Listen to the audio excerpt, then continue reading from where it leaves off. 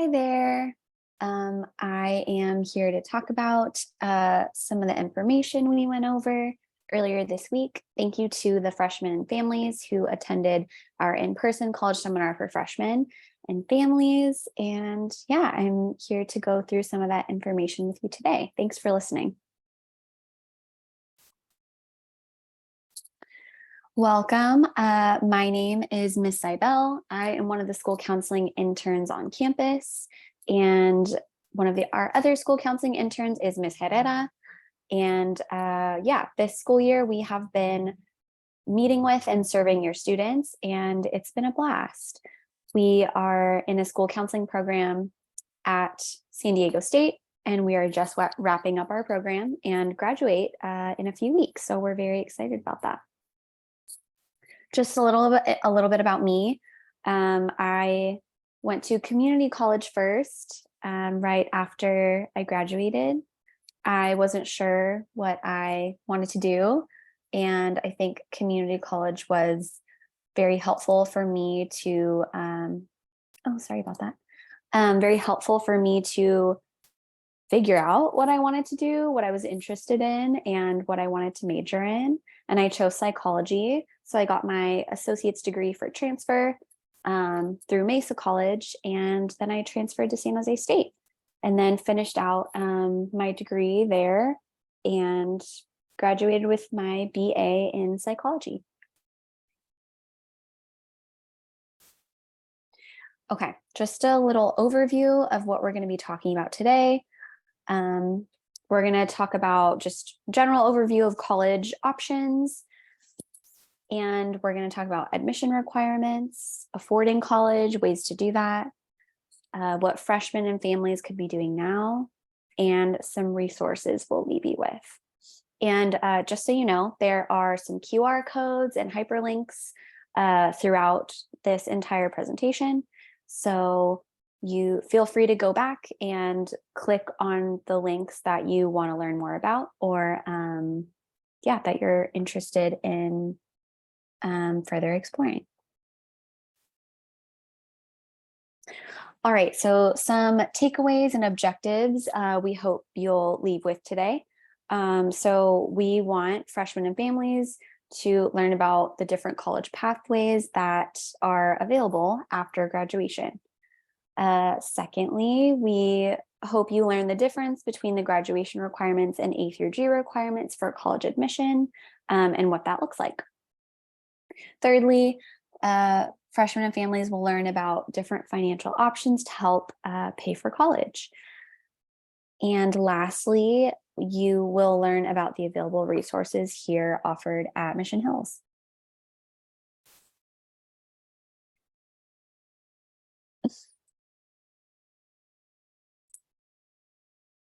So we believe that who you are and what you do in college is a better predictor of future success and happiness than where you go to college. Successful people come from every school in the country. A great school will never make an average person excel. A great person will excel at any college. So here we really want to emphasize it's important about what you do when you get to a college campus and who you are, the person that you are and what you have to offer and what you're doing there, not necessarily the institution. I think it's very easy to get caught up in school reputations and, oh, that'll look good. And while it probably will, I think it's important to focus on, what you want to do. And I think it's trying to find a university or post-secondary institution, trade school, whatever it is that fits what you want to pursue and who you want to be in the future. So keeping that in mind is really important. So we just wanted to say that.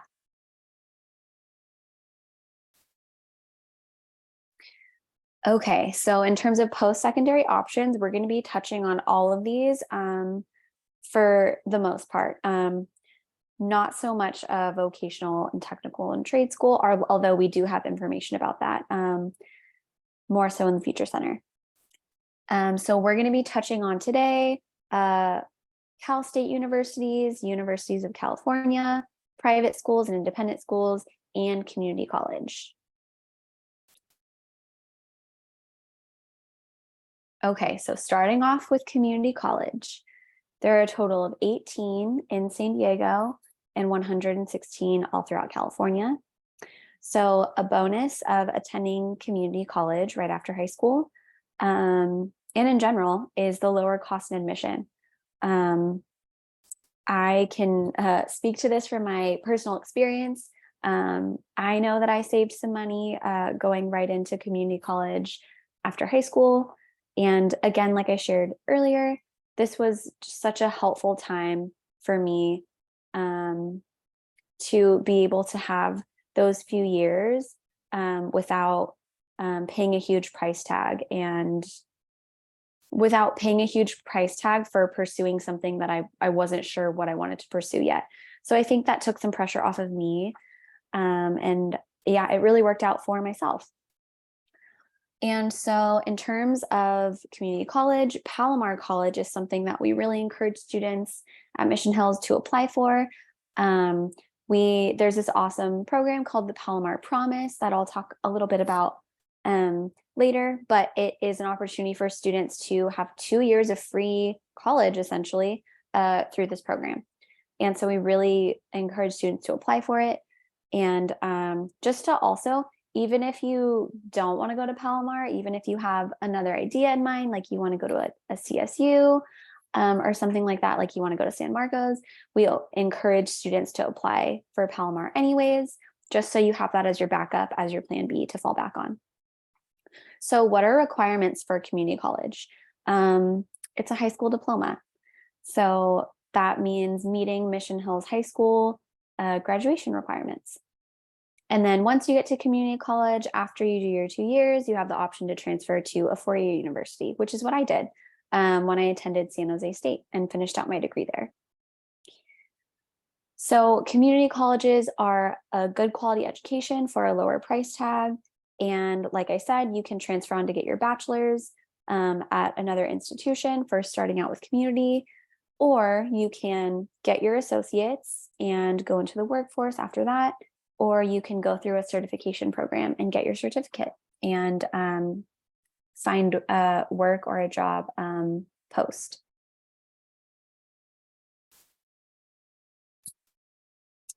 All right, CSU campuses. So there are 23 total throughout the state of California, and CSU campuses are more career-based. The requirements here are not graduation requirements, but are Mission Hills graduation requirements, but they're A through G requirements, which I will touch on a little later.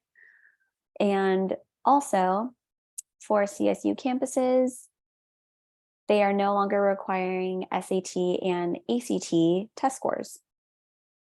And this is also a data-based admission process as well. And as I said earlier, there are fun QR codes that you can scan and look over more information if you're wanting to dive deeper.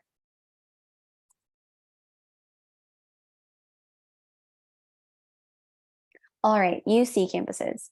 So there are a total of 9 campuses in the state of California, and these institutions are more research-based. So that's kind of more of what your courses will entail, a little bit, yeah, more of a research base. So just like CSU's, requirements here are A through G completion, but for admission to a UC, you must have a minimum GPA of a 3.0 or higher.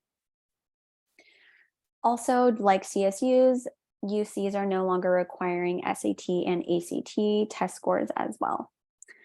And so also something that makes UC campuses a little different with having a 3.0 or higher, but they also require that you answer some personal insight questions or PIQs.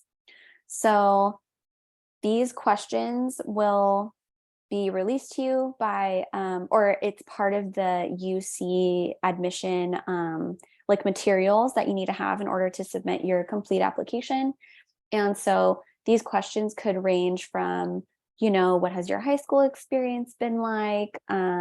Questions like that. And so Each of these questions, there are a couple of them, have like a certain word limit or word count, but I wouldn't let these intimidate you or scare you because there's so much support offered at Mission Hills. You can go into the Future Center and get writing support there. You can go to tutoring, you can go to your school counselor. Yeah, all these supports you can pursue just to kind of get maybe like creative juices flowing of how you want to answer these questions. And it can just be really helpful to talk through some of that with someone with an adult on campus. Independent universities. So these are located all over the country, not just California. These tend to be a little more expensive, but with that, with the higher tuition cost and room and board and all of that, private and independent universities tend to have more of a fuller financial aid package because the cost is higher. So examples of these schools are University of San Diego, University of Southern California, and Pepperdine.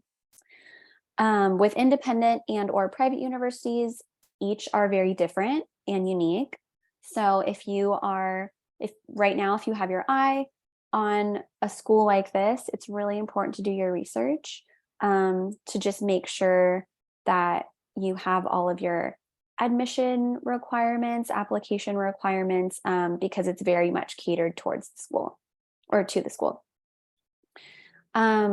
With independent and private universities, they tend to have smaller class sizes as well. And if you are someone who does better in an environment like this, this could be the type of institution or university that is appealing to you or that you want to look into. So, and for admission requirements, like this can look similar to CSUs and UCs, but again, it varies with each university. So we encourage you to complete A through G requirements if you're wanting to do an independent or private school. But again, being in communication with, when it comes time to apply, I would encourage you to be in communication with the admissions office there, even contacting your school counselor here at Mission Hills to possibly reach out or relay information on your behalf would also be very helpful if this is something that you want to pursue. Okay, finding the right fit. College is a match to be made, not a prize to be won. Okay, so the types of fit that we're looking at is academic fit, social, and financial fit. So in terms of academics, it's important to ask yourself, not only what do I want to study and what do I want to major in and what courses will align with that, but what does the university or this institution offer? And does that match what I'm wanting to do and my interests and career goals? That's really important. And also asking yourself, what's my GPA? Do I need the SAT? What are those scores if I do need it? Yeah, again, SAT, ACT, if you're applying to an independent or private university. Yeah, so what does that all look like? Really helpful to ask yourself those questions. Would I be able to keep up with the rigor of not only the school, but this major? Yeah, I think those questions will be really helpful for you to think about even now, and even having conversations with your families and parents and guardians about that. Social fit. So do you like the location of the university or institution? What does the student body look like? How diverse is it? Are there sports that you're wanting to pursue? Athletics? Do you want to attend a school that has very prominent school spirit, or do you not care so much about that? So social fit, that's really important. Important aspect for sure. And then financial fit, I find that this one can be a factor that can deter some families from attending from their kiddo attending a university. What does the cost of attendance look like? What is tuition, room and board? If you're wanting to live on campus that first year, is family willing to help you out financially? Are they not going to help you out financially? Also keeping in mind, there's a lot of forms of financial aid, which we'll get into. But yeah, I think it's just really important to start having these conversations now. And yeah, no harm in that, to try to ease this whole entire process later when the time comes. Admission requirements. So I've talked a lot about A through G requirements, and I'm just going to break down what that means and what that looks like. So A through G requirements are classes, sequence of courses that students must complete with a grade of C or better to be eligible for UC and CSU admission. And most independent universities and out-of-state schools require similar courses. So again, if you're wanting to do that independent private school route, sticking to these A through G courses is a good idea. Okay, so A through G courses, what that looks like is 2 years of history, 4 years required of English, 4 years recommended of math, 3 years required, 3 years recommended of science, 2 years required, language other than English or LOTE, 3 years recommended, 2 years required, visual and performing arts, 1 year, college prep elective, 1 year. So for the areas where it says this amount of years recommended, we highly recommend that you take, like for example, area C, that extra year of math. I think that'll just make you more of a competitive applicant for where you're applying. And also just want to point out here too with language other than English. So that is 2 years recommended, or I'm sorry, 2 years required, 3 years recommended. This has to be the same language. So if you take Spanish 1 year, that 1 year is fulfilled for area E, the LOTE requirement, but you should be taking Spanish through the other years, consecutive years. So year 1, 2, and 3 all should be Spanish for that required language. Okay. All right, moving on. So this is really helpful because it shows side by side Mission Hills High School graduation requirements versus A through G, and the slight differences between those. So you guys are class of 2026, and these are those requirements here. And really quickly, that's 4 years of English, 3 years of math, including geometry, 3 years of history, 3 years of science, including biochem and physics. LOTE, like I said, language other than English, 2 years, but then for A through G, that 3 years is recommended.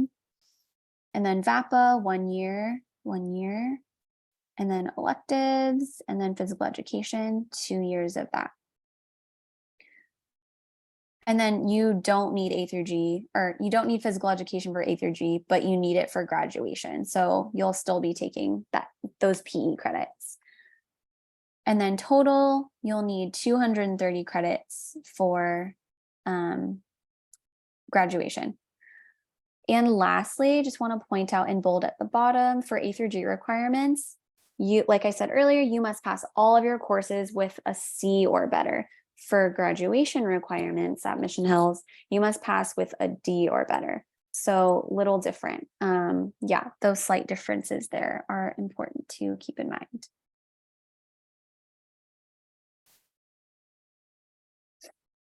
Okay, so here we're going to talk about advanced placement courses and honors courses. So what is an AP course? It's a college class that provides, I'm sorry, it's a high school class that provides college level learning. So if you are wanting to challenge yourself, I would encourage you to take an AP course and try it out and see how it goes. Along with this though, if you commit to taking an AP course, you are expected to take the AP exam that's administered in May of each year. And with that, if you're wanting college credit, you must score a 3 or above on the AP exam in order to earn that college credit while you're still in high school. So unfortunately, if you earn a 1 or a 2 on the exam, that will not count towards college credit. And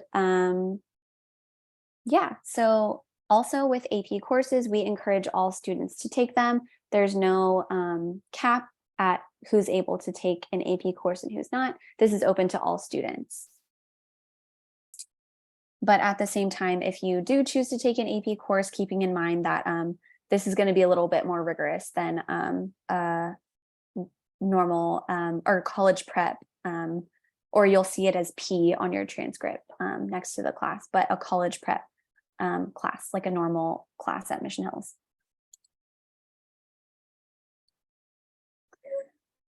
All right, so here we're going to talk about dual enrollment and concurrent enrollment. So, okay, why take these? Why is this important? Well, this could make you students more competitive for college admissions. This also can expose you to academic challenges of college while still in the supportive high school environment. And you can get high school and college credit for taking classes in these two different formats. So what is dual enrollment?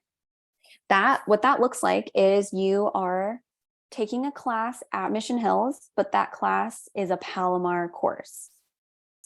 So you're not going to Palomar, you're coming here to Mission Hills and you're taking that course, and there's no cost for that.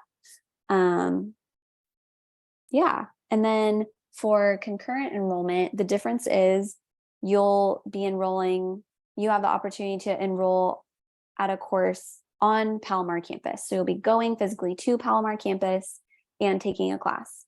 This is also low cost. Since you're still a high school student, you're not required to pay tuition at Palomar or anything, but you are responsible for paying for books and other student fees and other expenses that the class might require you to have. And these are just helpful QR codes that you can scan to get more information about both concurrent enrollment and dual enrollment. Okay, college admission testing.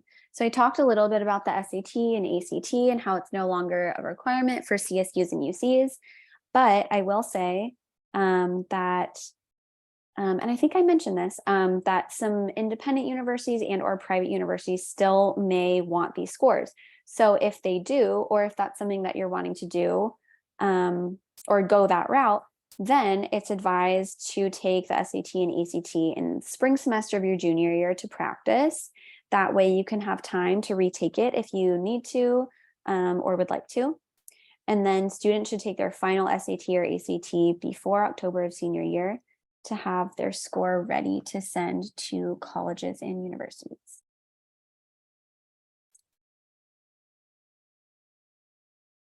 Okay, we're going to talk about a few ways to pay for and afford college.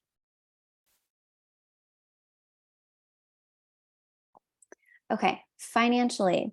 So federal student aid or FAFSA, you will be eligible to apply for this if you are a student with a social security number.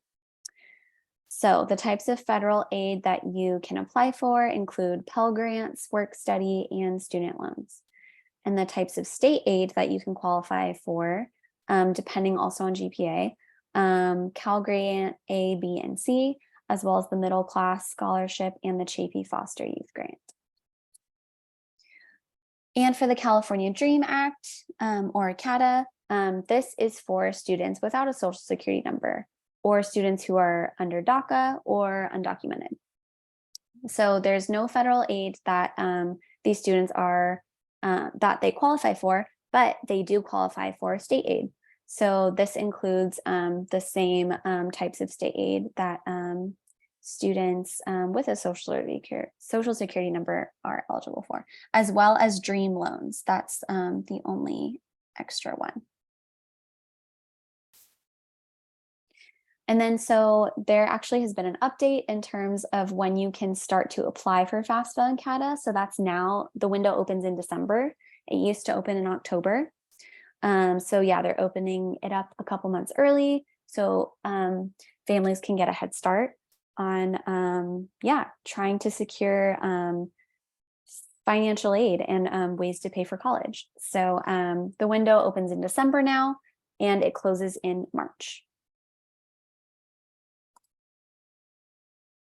And just a couple more ways to pay for college that I want to talk a little bit more about grants. So this is money based on your GPA in high school and your needs, and you do not need to repay this. Just as well, scholarships you don't need to repay either. And this is money given out also based on achievement or need. And so 3 work study, this is a job that students can get on campus, also based on need. And so their paycheck goes directly to the student, as their wages. Federal loans, this is money loaned to you with an interest rate, and you will have to repay that after you graduate. And then lastly, personal savings.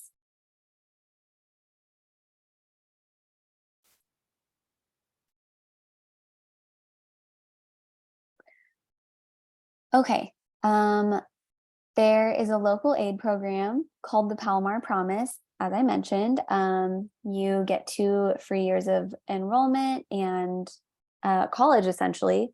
And this is something we really, again, encourage students to take advantage of. You must fill out FAFSA or the CATA application to qualify. And you have to complete the Palomar Promise application. And in order to receive this, you have to be enrolled full-time and maintain a 2.0 GPA. So this is a really awesome program that we really encourage students to apply for.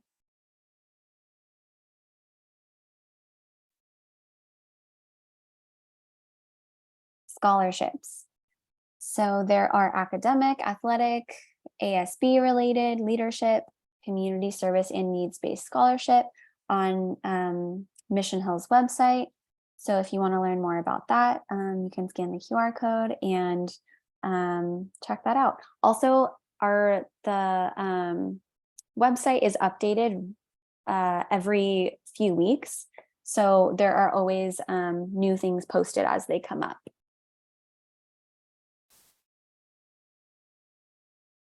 What you should be doing now. Even as freshmen, there are things you can definitely be doing now. Okay. So as freshmen, you guys are currently building your skills and your academic foundation. We encourage you to get the best grades as you can right now.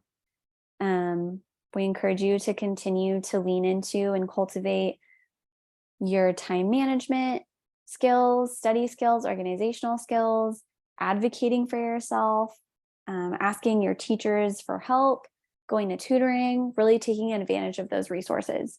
We're here to help you, and we want you to succeed. And and we want to help cultivate these skills that are going to continue to help you out through college and in life.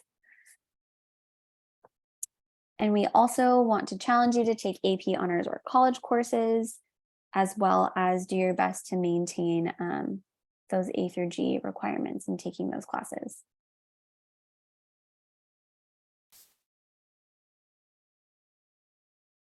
Start planning. So I think it is easy to have the mindset of, college is in 3 years. That's a long time. I'm a freshman. That's in a long time. But the truth is, you guys, it's going to go by so fast. And so I think the more you plan, the more ease of a transition that it can be.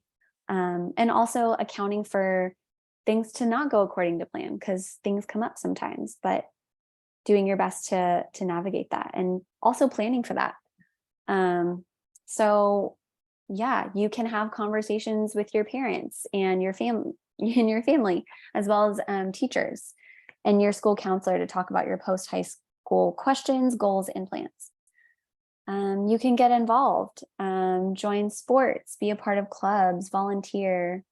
This is also building your resume too. In the Future Center, there are awesome resources about crafting your resume and even job hunting or job searching, if that's something you want to do, which is also a very valuable experience. Again, researching and visiting colleges, if that is accessible to you. Yeah, I think there's no harm in doing that right now and doing that early. And also exploring your interests now and trying to get an idea of a possible career major that you want to pursue and that you want to study. Okay, resources. I've mentioned the Future Center. Yeah, you can contact Ms. Shania or schedule an appointment with her in terms of college support. She is there to help with Palomar, dual enrollment, and concurrent enrollment, as well as college application support and also work permit if you're wanting to get a job. And also college searching, looking up schools and planning for that as well. And Ms. Sanchez, she also, her focus is more career, so career planning, interview prep, job searching, and she can also help you with your FAFSA and CATA application. Really awesome resource on campus that we hope you guys take advantage of. The Future Center is located right by the library if you've never been there before. You can also schedule one-on-one appointments with them, as I said, or pop in and just say hello and get a quick tour of the Future Center if you've never been in there. We just want you guys to know what's available. So here are a couple QR codes. This is our Future Center Google Classroom, and this is the calendar. And I didn't mention this, but there are college visits that the Future Center hosts that they'll post on their calendar and they'll post up so you could see it around school. And they also host career chats where people from different career fields come and chat, about their experience and how they got there. Social media. So the school counseling department has an Instagram, a YouTube, a Twitter, and a Facebook. And so this is just a helpful way to stay connected and up to date with news and things going on in the counseling department.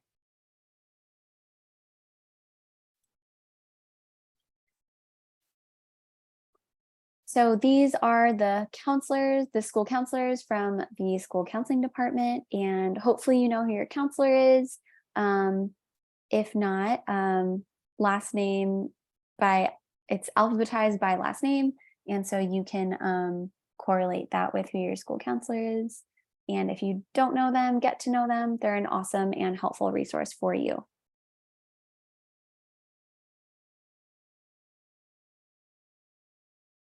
That's it, folks. Thank you so much for your time. I hope that this was helpful. And please don't hesitate to reach out if you guys have any questions or concerns about anything that we went over and talked about. Thanks so much, guys.